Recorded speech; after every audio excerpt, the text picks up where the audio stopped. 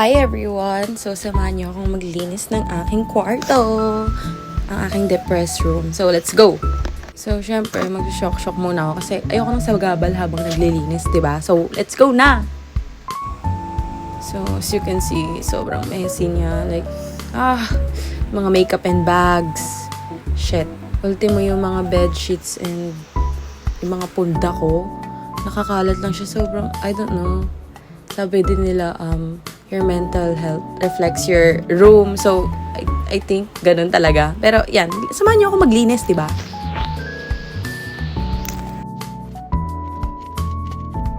Ayan, tamang asikaso ko ng vanity mirror ko.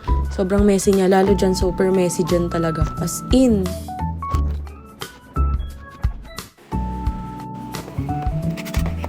Ayan, samahan niyo ako mag-ASMR. Tara!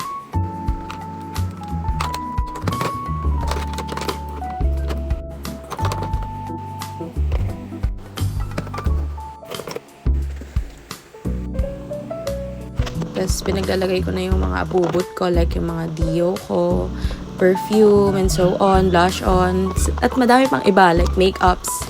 Yan, pinag-assemble ko na siya. So, wag niyo ako iba siya, kasi hindi naman kami mayaman, so, konti lang yung makeups ko. More on dio ako eh. Ewan, siguro, hygiene. Hygiene talaga ako. Hygiene, pero ang gulo ng kwarto. Pero sige na, go na. Ayan na! Ay, grabe naman ang transition, di ba kala? So, ayan, done na yung vanity mirror ko. Yung mga bags ko, naka-align na siya ng maayos. Then yung kama ko, yung mga bedsheets ko, okay na. So, let's go. Ito na siya. Ang final. Nag-LED lights lang ako para wala